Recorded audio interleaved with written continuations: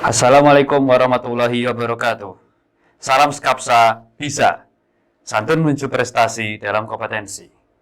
Oke pelajar Skapsa, pada mata pelajaran PPCS kelas 12 semester genap, hari ini kita akan membahas mendiagnosa kerusakan sistem kontrol penerangan kendaraan. Untuk itu, mari kita simak materi berikut ini. Oke pelajar Skapsa, masuk ke pembahasan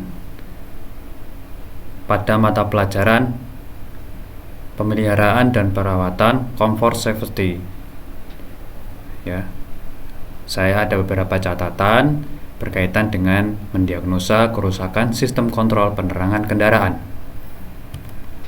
Ya, materi pembelajaran yang akan kita bahas pada video pembelajaran kali ini, yang pertama yaitu kita akan mendiagnosa kerusakan pada lampu utama ya.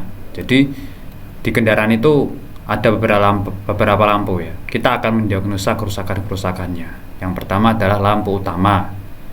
Yang kedua juga sama, kita akan mendiagnosa kerusakan tapi lampu rem dan lampu belakang ya. Jadi terus kita akan mendiagnosa kerusakan lampu sen atau lampu tanda belok. Masuk pada pembahasan lampu utama ya. Jadi kita bisa lihat gambarnya lampu utama di situ. Ya, di sini.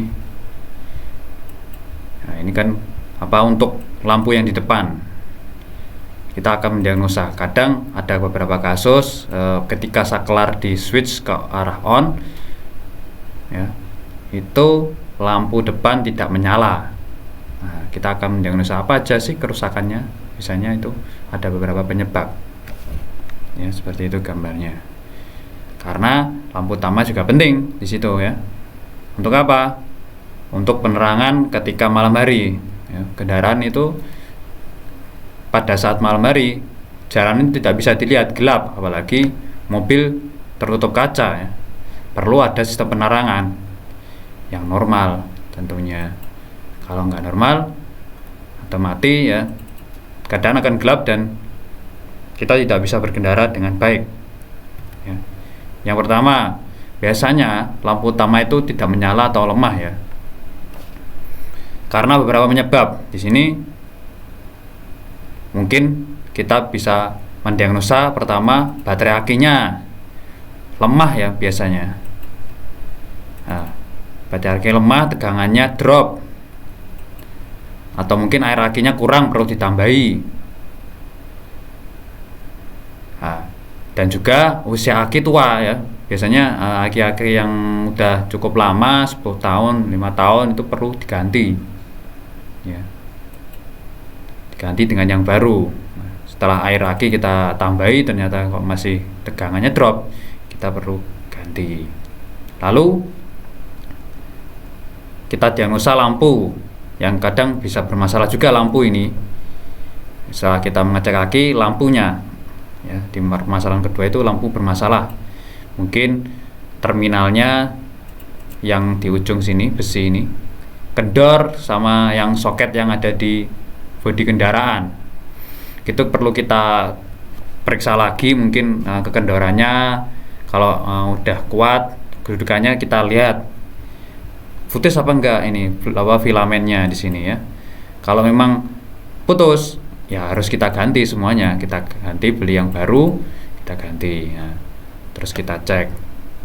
Nah, kalau bisa nyala berarti kerusakannya di sini.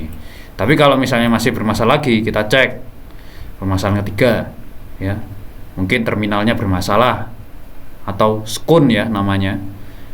Nah, di sini kan ada kayak semacam konektor antar kabel dengan lampu ya. Kabel dengan kabel terkadang ada penyambungnya ya di sini. Nah, kita bisa lihat ada 3 jenis. Nah, ini namanya skun. Ini skun yang laki, ini yang male, yang perempuan. Jadi mungkin saja ini kendor koneksinya, sambungannya kendor. Nah, itu perlu diganti juga kadang. Atau mungkin di sini yang ada di sisi sini. Ya, di kursor ini bisa dilihat ya. Nah, di sini mungkin ada ini kan letak kabel di sini. Kabel yang dikupas karetnya. Nah, itu perlu diperiksa lagi. Mungkin tidak menggigit dengan kuat, nah sehingga kendor-kendor. Nah, keadaan kendor kabel dengan konektor itu bisa berpotensi menimbulkan percikan bunga api. Nah, sehingga di situ mungkin timbul panas setelah ada percikan bunga api dan mungkin kabelnya bisa putus. Maka harus dikondisikan supaya keadaannya benar-benar rapat dan tersambung dengan kuatnya. Ini harus dirapatkan. Kalau mungkin kendor, kita rapatkan. Tapi kalau memang ininya skunnya itu kita koneksikan dengan skun yang lain, kalau ternyata kendor juga, ya itu harus diganti ya. Itu periksa skunnya, mungkin berkarat juga ya. Nah, karena getaran mesin itu juga mungkin menyebabkan kendor. Kalau berkarat diganti ya. Oke, itu kalau misalnya ini udah diganti-ganti ternyata bisa nyala, berarti permasalahan di sini. Tapi masih belum juga, mungkin kondisi terakhir ini yang biasanya yang paling krusial, yaitu sambungan kabel putus ya. Itu bisa kita cek sambungan dengan multimeter ya. Itu bisa digunakan untuk ngecek sambungan. Nah, itu mungkin kabelnya putus, kita ganti. Nah, atau hubungan singkat. Jadi antar kabel positif dengan kabel ground dia tersambung, kita periksa apakah ada kabel yang terkupas di sana sehingga tidak terisolasi antara positif dengan ground sehingga timbul panas. Nah, ini juga perlu diperiksa. Kadang juga nggak berfungsi akhirnya lampu kalau ada hubungan singkat, dan berpotensi berbahaya juga karena timbulnya panas di situ ya. Dan terkelupas, tentu terkelupas ini juga akan bermasalah jika tersambung dengan logam-logam yang lainnya ya. Itu harus diganti ya. Kalau ini diganti, kebanyakan biasanya lampu utama itu permasalahan sudah selesai. Oke, ini untuk lampu utama. Lanjut ke kasus yang kedua, yaitu adalah lampu rem dan belakang ya. Biasanya kalau dalam mobil yang saat ini ada, itu biasanya bergabung lampu belakang sama lampu rem ya. Kalau rem dia nyala, nanti di sini yang atasnya ini lampu belakang, supaya menandakan bahwa dia, oh ini ternyata bagian belakangnya mobil kalau malam hari ya terlihat. Nah, ini penting juga. Kalau misalnya orang rem, ada kendaraan yang berjajar, kalau ada lampu rem dia bisa tahu, oh dia lagi ngerem ya, yang belakang juga bisa antisipasi. Nah, ini juga harus dihindari kerusakan. Nah, jika rusak maka diperbaiki dulu ya.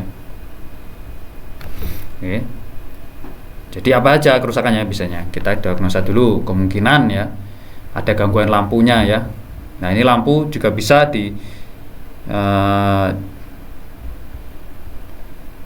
diperiksa, mungkin filamennya putus atau terminalnya kendor yang di sini contoh ya. Nah, itu perlu diganti misalnya kalau filamennya putus, atau mungkin kedudukannya harus dipastikan supaya nggak kendor ya. Nah, bagian lampu ini bodinya kita buka, terus kita cek lampu yang ada di dalam. Selanjutnya adalah biasanya skunnya ya, hampir sama dengan kasus sebelumnya. Skunnya, konektornya berkarat apa enggak atau kendor ya. Nah, itu perlu diganti mungkin atau diperkuat lagi ya. Koneksinya dengan kabel, dengan tang capet dirapetin ya. Oke, tuh. Lalu mungkin yang kasus ketiga, gangguan sekring, kita cek sekring yang ada di mobil tuh kayak gini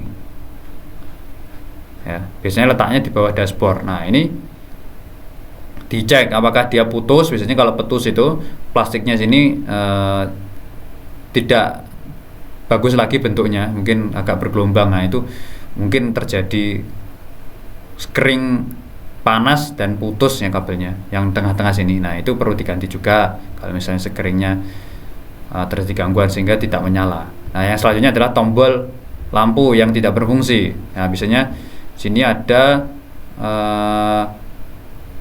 combinational switch ya, atau tombol kombinasi yang biasanya ada di kabin pengemudi ya. Di sini kan ada tuas dua kanan kiri itu. Nah, itu dicek ataukah itu permasalahannya, dicek. Biasanya pakai sambungan multi ya, dicek kabelnya. Kalau di switch on ternyata nyambung ya, berarti ini udah selesai permasalahannya di lainnya. Tapi kalau masih bermasalah, mungkin ini berarti fungsinya harus diganti. Nah, itu untuk lampu rem dan lampu belakang. Nah, oke. Selanjutnya adalah lampu sen ya. Lampu sen ini juga penting di kendaraan ya, karena dia untuk memberi rambu-rambu jika mobil kendaraan itu akan berbelok. Nah, supaya orang yang ada di belakangnya, kendaraan yang di belakangnya itu antisipasi. Begitupun juga kendaraan yang ada di depan yang berlawanan arah dengan mobil. Nah, lampu sein ini penting fungsinya, jadi harus diperiksa jika mengalami kerusakan. Nah, apa aja yang kita diagnosa? Nah, itu ada 2. Yang pertama gangguan lampu dan terminal ya. Mungkin lampu sennya itu filamennya putus ya, perlu diganti. Terminal lampunya berkarat ya, bagian sambungannya ini berkarat. Nah, itu mungkin perlu diganti juga karena menghalangi karat-karat itu, menghalangi sambungan sehingga nggak bisa nyala. Kabelnya mungkin ya, kabel yang menyambung di sini ya itu mungkin putus ya. Nah, ini kalau misalnya diganti nyala berarti permasalahan di sini. Tapi kalau misalnya belum menyala, dicek lagi. Nah, ini kasus kedua, yaitu gangguan alat ngedipnya ya, atau flasher. Nah, ini flasher ini yang membuat lampu sen itu berkedip-kedip ya. Jadi flasher sen mungkin tidak berfungsi. Caranya gimana? Kita sambungin pakai lampu yang normal. Setelah kita ganti dengan yang normal, kita cek. Setelah switchnya kita switch ke on, kita nyalakan saklar sennya. Kalau misalnya ada suara tik tik tik tik, nah ada suara kayak suara switch magnet itu yang ada di sini, itu berarti fungsi flasher. Tapi kok nggak ada suara kedipan, suara tik tik tik gitu. Nah, itu berarti permasalahan pada flasher sen. Atau mungkin yang lainnya, kalau misalnya masih kedip tapi kok nggak nyala, nah ini skunnya, mungkin skunnya yang tidak tersambung dengan baik. Nah, itu harus diperiksa-periksa lagi. Dan juga kabel ya, seperti pembahasan sebelumnya. Nah, ini kalau misalnya semuanya udah dicek dengan baik, biasanya menyala ya. Tuh, lampu-lampu yang ada di kendaraan mobil. Oke, masuk ke soal ya. Ada 4 soal, bobotnya 25% setiap soal ya. Soal pertama, jelaskan kemungkinan penyebab kerusakan lampu utama ya. Yang nomor 2, jelaskan kemungkinan penyebab kerusakan lampu rem dan belakang mati. Yang ketiga, jelaskan kemungkinan penyebab kerusakan lampu sen. Yang keempat, gambar yang ada di samping ini terdapat di sistem kontrol penerangan kendaraan bagian mana?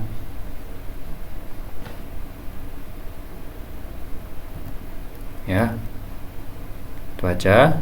Saya ucapkan terima kasih. Apabila kalian ingin bertanya, bisa dilihat di slide, email, nomor, dan akun jejaring sosial.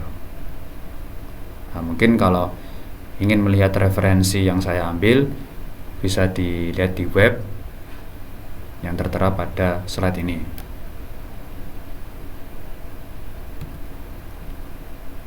Ya, itu saja materi perawatan dan perbaikan comfort, safety, dan IT yang saya sampaikan.